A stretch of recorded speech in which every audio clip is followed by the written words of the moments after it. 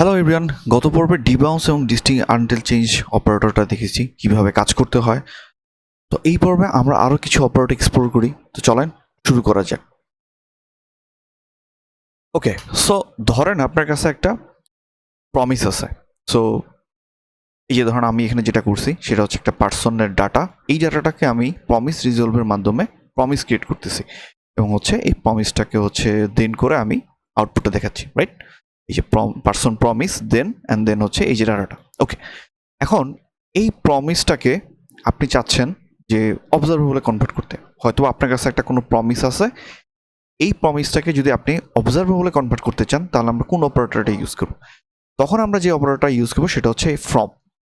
এই অপারেটরটা ফ্রম, এই from operator করে কি একটা প্রমিস নেয় এবং এই প্রমিসটাকে সে অবজারভেবলে কনভার্ট করে। অবজারভেবলটাকে যদি আমরা সাবস্ক্রাইব করি তাহলে হচ্ছে আমরা এই আউটপুটটা পাবো, যে রাইট। এই যে ফ্রম, আমি এই যে প্রমিস, যে পার্সন যে প্রমিস যেটা আছে সেটা এখানে ফাংশনটা পাস করলাম and then subscribe and then হচ্ছে এই যে console observable promise.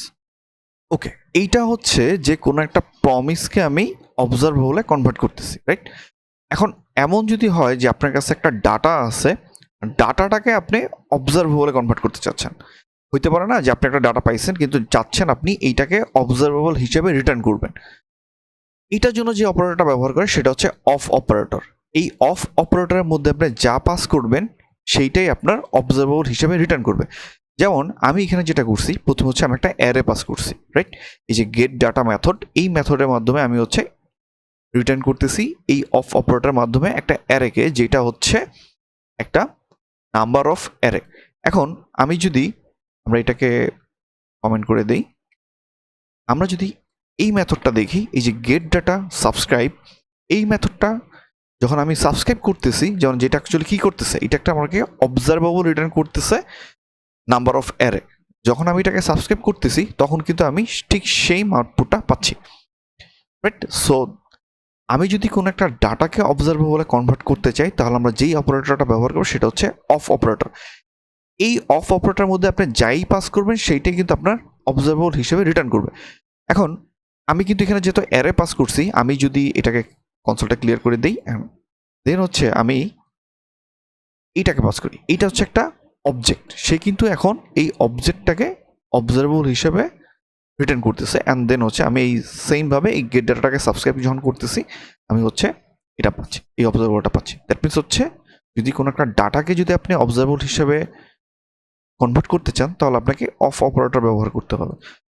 Of operator হচ্ছে আপনি যা ইচ্ছা দিতে পারবেন, ডাটা দিতে পারবেন, অবজেক্ট দিতে পারবেন, অ্যারে দিতে পারবেন, কোনো একটা ভ্যালু দিতে পারবেন, স্ট্রিং নাম্বার, যে কোনো কিছু ভ্যালু দিলেই সে একটা অবজারভেবল হিসেবে রিটার্ন করবে।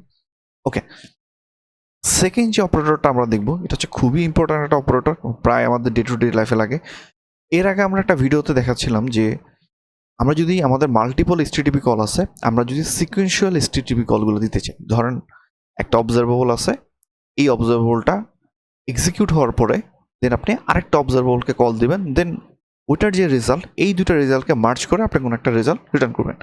এখন আপনার কাছে দুইটা অবজারভেবল আছে, আপনি চাচ্ছেন এই দুইটা অবজারভেবলকে সাবস্ক্রাইব করে যে রেজাল্টটা পাবে এইটা নিয়ে আপনি কোনো একটা কাজ করবেন। অথবা আপনার কাছে দুইটা এসটিটিপি কল আছে এবং এই দুইটা এসটিটিপি কল এক্সিকিউট হওয়ার পরে যে রেসপন্সটা পাবেন ওইটা নিয়ে কোনো একটা কাজ করবেন, যেহেতু প্যারালাল এসটিটিপি কল। এখন এই প্যারালাল এসটিটিপি কলের ক্ষেত্রে যে অপারেটরটা ব্যবহার করা হয় সেটা হচ্ছে CombineLatest, রাইট? আচ্ছা, এইখানে আমি যেটা করছি সেটা হচ্ছে এইটা একটা এন্ড পয়েন্ট, যেটা হচ্ছে post end point, and then আরেকটা এন্ড পয়েন্ট যেটা হচ্ছে টু ডুস এন্ড পয়েন্ট। যেহেতু এই যে দিস HTTP গেট এ করে কি একটা অবজারভেবল রিটার্ন করে, দেখেন এই যে অবজারভেবল, এই অবজারভেবলটাকে আমি একটা ভেরিয়েবলে নিছি, দেন হচ্ছে এই অবজারভেবলটাকে আরেকটা ভেরিয়েবলে নিছি, দেন এই CombineLatest-এর মাধ্যমে আমি অ্যারে আকারে পাস করি। CombineLatest হচ্ছে আপনার অ্যারে আকারে সে সবগুলো অবজারভেবলকে নেয় অ্যারে আকারে, এবং যখন এই CombineLatest ফাংশনটা কমপ্লিট হবে তখন যে রেসপন্সটা দিবে সেটা হচ্ছে অ্যারে আকারে আমাকে ওই অবজারভেবলের রেসপন্সটা দিবে।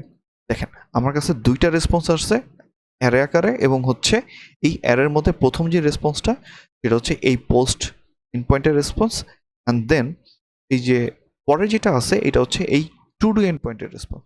মিনস হচ্ছে আমি এই কম্বাইন লেটেস্টের মাধ্যমে আমি মাল্টিপল HTTP কলকে প্যারালালি কল দিতে পারি। সুইচ ম্যাপ, মার্জ ম্যাপ এগুলো দিয়ে হচ্ছে আমি সিকুয়েন্সিয়াল কল দিই, যে একটা এন্ড পয়েন্ট কল দেওয়ার পরে দেন আরেকটা এন্ড পয়েন্ট কল হবে।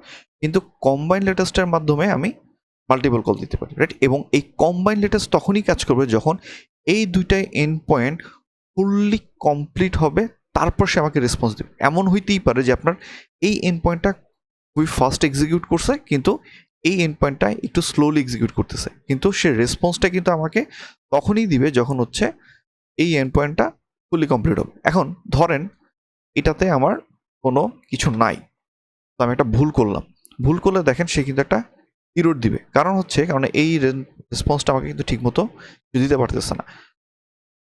আমি যদি কোনো একটা কিছু ভুল করি, সেম, তার মানে হচ্ছে কোনো একটা এন্ড পয়েন্ট যদি কোনো কারণে এক্সিকিউট ফেল হয়, তাহলে কিন্তু আমার রেসপন্সটাও ফেল হবে। এমন না যে সে প্রথম এন্ড পয়েন্ট এক্সিকিউট করছে, পরের এন্ড পয়েন্টটা সে এক্সিকিউট করতে পারে নাই। বাট এখানে একটা ক্যাচ আছে। এমন যদি হয় যে ধরেন এই এন্ড পয়েন্টটা এক্সিকিউট যদি ইররও হয়, তাহলে আপনি কোনো একটা ভ্যালু রিটার্ন করবেন। করা যায় না? যেমন ধরেন আপনারা যদি এটাকে পাইপ করেন, পাইপ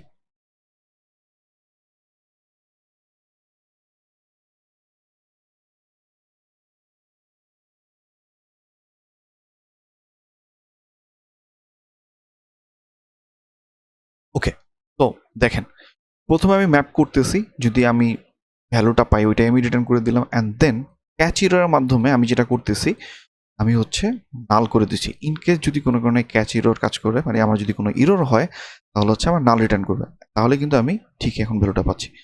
অ্যান্ড আমি যদি হচ্ছে এটা না দিই, কারণ হচ্ছে যে তখন হচ্ছে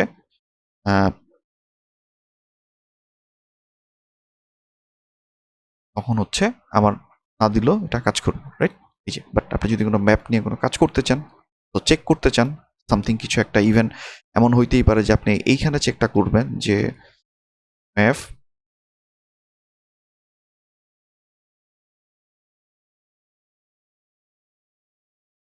এক্স না হলে এইভাবে জিনিসটা হ্যান্ডেল করা যায়, রাইট? যে আপনি চাচ্ছেন যদি পাওয়া যায় তাহলে হচ্ছে আপনি রিটার্ন করবেন, আর যদি রিটার্ন না হয় বা কোনো কারণে যদি ভ্যালু না থাকে তাহলে হচ্ছে আপনি নাল করে দিবেন। সেমভাবে অথবা আপনি এখানে অন্যভাবে জিনিসটা হচ্ছে সামথিং একটা ব্ল্যাঙ্ক কিছু একটা পাঠাইতে পারেন, বা আপনার ডাটার উপর ডিপেন্ড করে যা দরকার সেটা করবেন। বাট ক্যাচিরের মাধ্যমে আপনি তখন হচ্ছে এইভাবে জিনিসটা হ্যান্ডেল করবেন। দ্যাট মিনস হচ্ছে কোনো কারণে যদি আপনার এন্ড পয়েন্ট ফেলও করে, আপনার কিন্তু রেসপন্স ঠিক মতোই আসবে। আমি হচ্ছে আবার করে দিলাম, এখন হচ্ছে এটা ভুল করে দিলাম এন্ড পয়েন্টটা, এখন কিন্তু আমাকে নাল রিটার্ন করতেছে এবং হচ্ছে পরবর্তী এন্ড পয়েন্ট ঠিক এক্সিকিউট করতেছে এবং রেসপন্সটা দিচ্ছে, রাইট?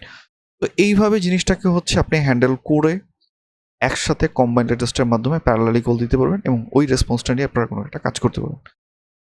আই হোপ আপনারা জিনিসটা বুঝতে পারছেন। তো নেক্সট ভিডিওতে আমরা আরও কিছু অপারেটর দেখব। সো আপনারা যদি আমার সাথে ফলো করতে চান তাহলে অবশ্যই সাবস্ক্রাইব করবেন। Thank you.